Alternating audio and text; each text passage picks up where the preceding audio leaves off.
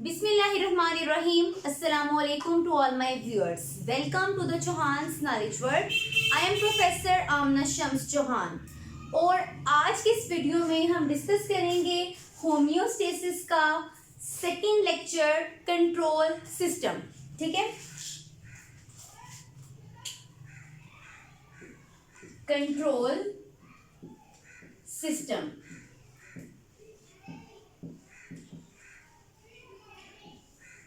Control system के basically 3 components हैं. ठीक है, कंट्रोल सिस्टम के कंपोनेंट्स, फर्स्ट ऑफ ऑल इसमें आता है रिसेप्टर्स. ठीक है, सेकंड है इसमें कंट्रोल सेंटर,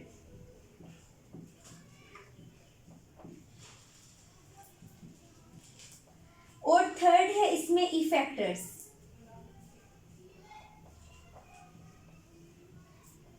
ठीक है, ये 3 कंपोनेंट्स हैं कंट्रोल सिस्टम के.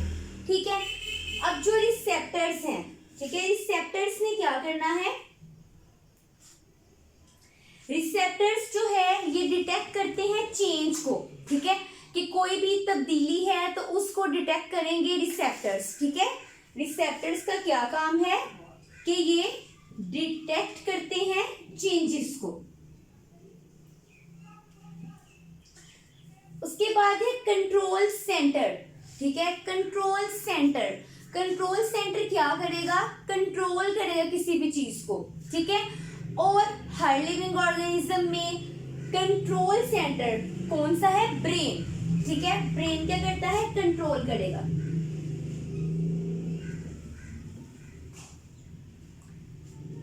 अच्छा, उसके बाद है इफेक्टर्स. ठीक है, इफेक्टर्स क्या होते हैं, मसल्स और ग्लैंड्स. ठीक है, इफेक्टर्स में क्या आते हैं, मसल्स आते हैं और ग्लैंड्स आते हैं. और मसल्स और ग्लैंड्स क्या करते हैं, ये रिस्पॉन्स को शो करते हैं. क्लियर कि इफेक्टर्स में मसल्स हैं, ग्लैंड्स हैं, और ये क्या काम करेंगे, ये शो करेंगे रिस्पॉन्स को. क्लियर कि रिसेप्टर चेंजेस को डिटेक्ट करेगा. फिर कंट्रोल सेंटर में क्या है, ब्रेन. ठीक है, और इफेक्टर्स में क्या आते हैं, मसल्स आते हैं और ग्लैंड्स आते हैं जो कि रिस्पॉन्स को शो करते हैं. ठीक है, अब आगे हम एक डायग्राम ड्रा कर लेते हैं. ये एक सेल है. ठीक है, इधर इसका एक कंट्रोल सेंटर है, ये कंट्रोल सिस्टम है. ठीक है, ये सेल के ये जो इन्वायरमेंट है ये सेल से बाहर वाला इन्वायरमेंट है. ठीक है, अच्छा, इससे हम कह लेते हैं इंट्रा सेलुलर इन्वायरमेंट. ठीक है, इंट्रा सेलुलर इन्वायरमेंट. ठीक है, और ये क्या है, extra cellular environment. Extra cellular environment. ठीक, अच्छा, अब इस इधर भी एक कंट्रोल सिस्टम है, कंट्रोल सेंटर है. ठीक है, ये एक्स्ट्रा सेलुलर इन्वायरमेंट है, एक्स्ट्रा सेलुलर इन्वायरमेंट. ठीक है, अच्छा, अब इसमें क्या है कि इसमें जो फ्लक्चुएशंस हैं वो नैरो रेंज में है. ठीक है, फ्लक्चुएशंस इन नैरो रेंज, और इधर जो फ्लक्चुएशंस हैं वो वाइड रेंज में है.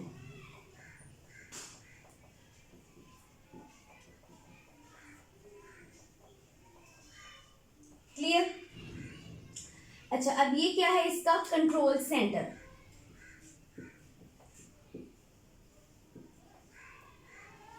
और ये इसका कंट्रोल सेंटर.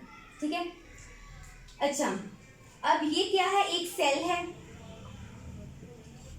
अब सेल के जो इन्वायरमेंट है अंदरूनी, से हम कहेंगे इंट्रा सेलुलर इन्वायरमेंट, ठीक है। अब जो सेल के बाहर इन्वायरमेंट है वो है एक्स्ट्रा सेलुलर इन्वायरमेंट। अब क्या है कि ये बॉडी है, ठीक है। अब बॉडी के अंदर क्या होता है कि इंटरस्टिशियल फ्लूइड पाया जाता है, ठीक है ना। तो उसके अंदर भी तो चेंजेस आती हैं ना। तो जो उस फ्लूइड के अंदर या बॉडी के अंदर चेंजेस आ रही हैं, उससे भी सेल ने अपने आप को मेंटेन करके रखना है, ठीक है।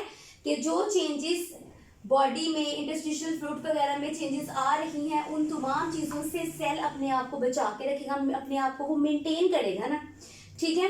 तो ये भी वहाँ पे क्या सिस्टम होगा कि कंट्रोल सेंटर होगा, ठीक है। और तमाम ऐसे प्रोसेसेस किए जाएंगे कि जिनकी बेस पे सेल अपने तमाम के तमाम प्रोसेसेस को, मैकेनिज्म्स को मेंटेन रखे, ठीक है। अब क्या है कि इस बॉडी के बाहर भी तो एक इन्वायरमेंट है ना, ठीक है, जिसे हमने एक्स्ट्रा सेलुलर इन्वायरमेंट कहा है, ठीक है।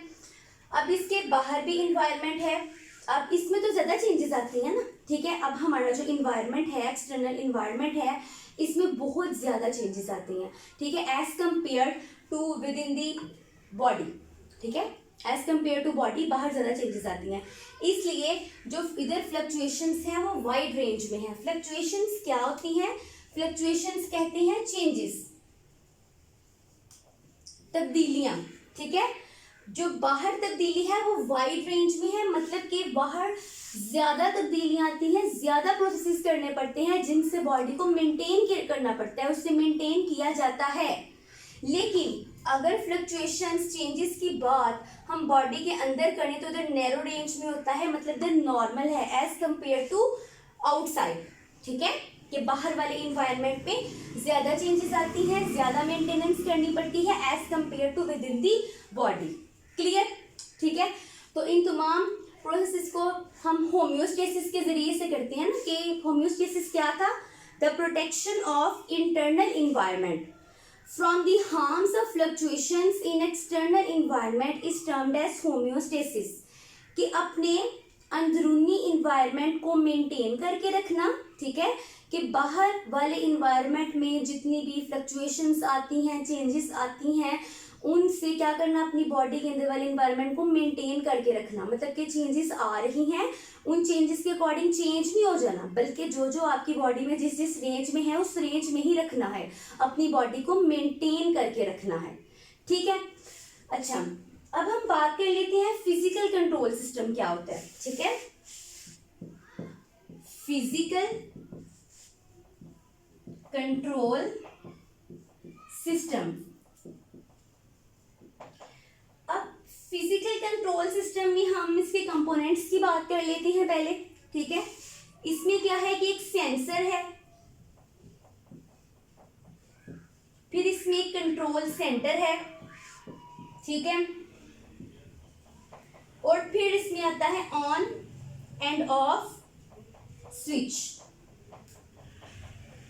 अब इसमें हम एग्जांपल लेंगे, फिजिकल कंट्रोल सिस्टम में हम एग्जांपल ले लेते हैं आयरन की, ठीक है ना। कि जब हम आयरन को ऑन करते हैं तो जिस टाइम ऑन किया है उस टाइम तो उसका टेम्परेचर कम है, लेकिन ऑन करने के बाद उसका टेम्परेचर क्या हो जाएगा? ज़्यादा हो जाएगा, ठीक है ना।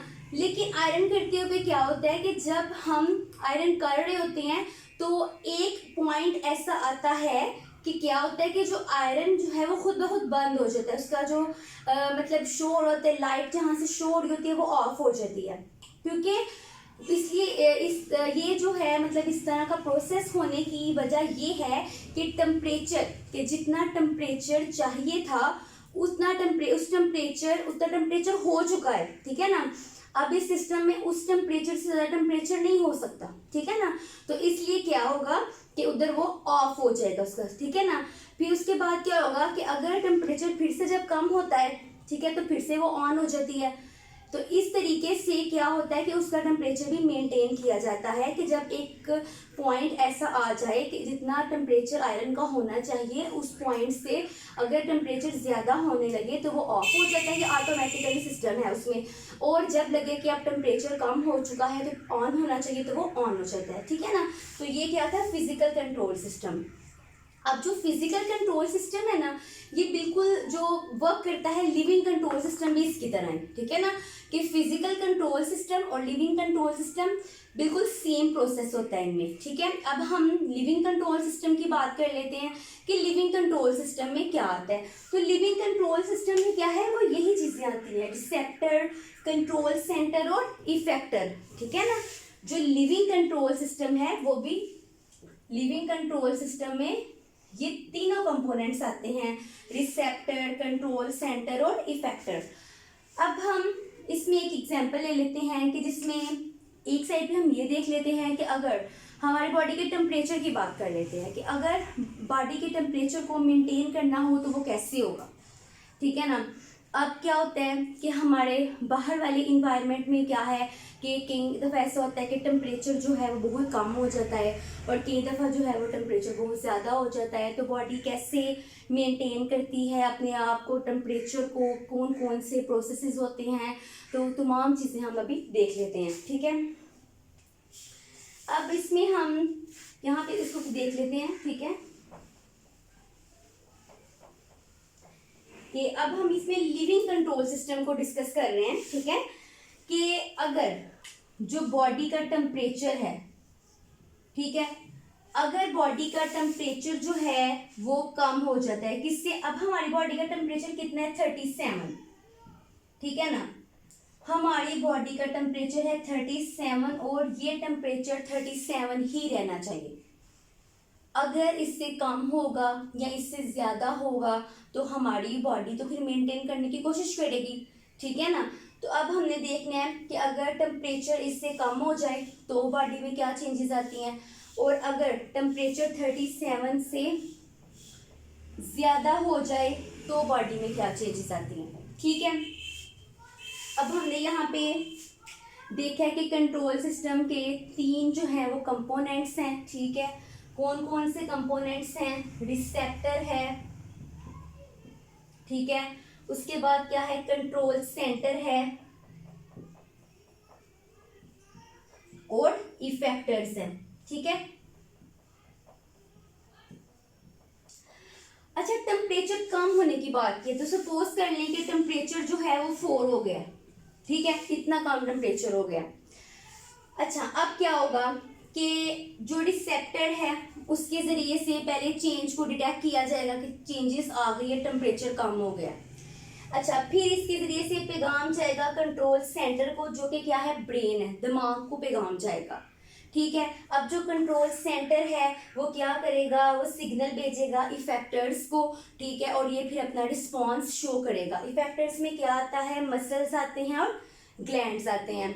अब क्या होगा कि इफेक्टर्स अपना रिस्पॉन्स कैसे शो करेगा कि बॉडी जो है वो शिवरिंग स्टार्ट कर देगी, ठीक है, क्या होगा, शिवरिंग होना शुरू हो जाएगी, ठीक है। अब क्या होगा, कपकपाहट होगी और कपकपाहट के नतीजे में क्या होगा कि बॉडी का टेम्परेचर जो है वो 37 मेंटेन हो जाएगा, क्लियर।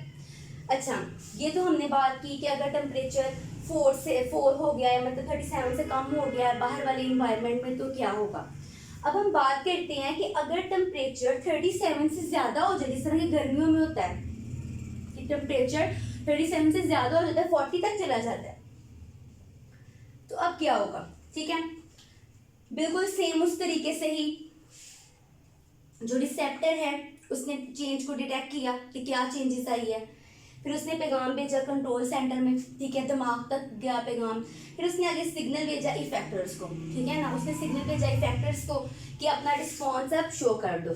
अच्छा, इसमें तो ये हुआ था कि शिवरिंग शुरू हो गई थी, कपकपाहट शुरू हो गई थी, तो उसके नतीजे में जो है टेम्परेचर मेंटेन हो गया था। लेकिन अगर टेम्परेचर ज़्यादा है तो रिस्पॉन्स क्या शो होगा, इसमें क्या होगा कि इसमें स्वेटिंग का प्रोसेस शुरू हो जाएगा, ठीक है, पसीना आना शुरू हो जाएगा, ठीक है, कि अगर बॉडी का टेम्परेचर जो है वो 40 हो गया है, 37 से ज़्यादा हो गया है, जो कि हमारी बॉडी के लिए ठीक नहीं है। हमारी बॉडी ने टेम्परेचर को मेंटेन करके रखना है, ठीक है ना। तो फिर क्या होगा कि हमारी बॉडी के अंदर स्वेटिंग शुरू हो जाएगी, हमारी बॉडी में पसीना आना शुरू हो जाएगा, जिससे हमारी बॉडी का टेम्परेचर क्या हो जाएगा, मेंटेन हो जाएगा। क्या है कि सर्दियों में टेम्परेचर कम होता है ना, तो क्या होता है कि फिर कपकपाहट शुरू होती है, शिवरिंग होती है, तो टेम्परेचर मेंटेन। और गर्मियों में क्या होगा, जबकि टेम्परेचर ज़्यादा हो जाता है तो स्वेटिंग का प्रोसेस हो जाएगा।